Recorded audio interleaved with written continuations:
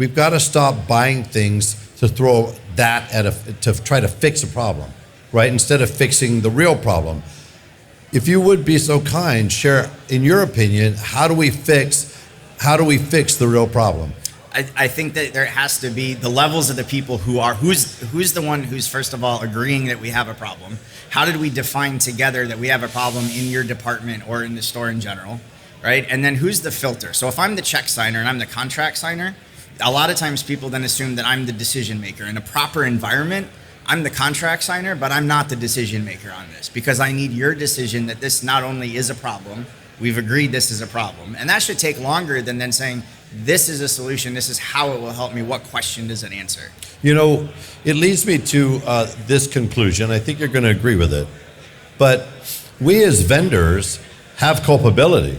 Right. Because you can't be so excited, so interested, so focused on just trying to sign somebody when you know how the movie's going to end. And so, for example, if there's only one person in the demo, and that's the dealer, big red flag, who's going to sign the agreement, which sounds great. We all want the decision maker, but I don't have the buy-in. I don't have the other constituents. I don't have the person who's going to fill out the agreement or handle the implementation or help with the training or anything else.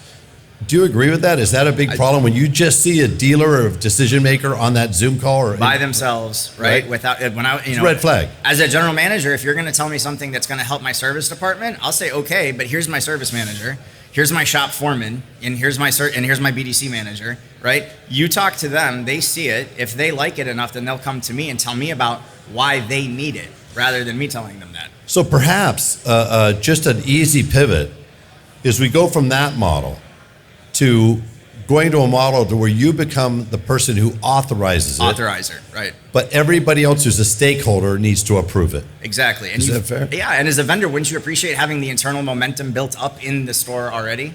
Saying like, this is something we need, oh, this is an answer, absolutely. Like we've been looking for something like this, you are the answer to something.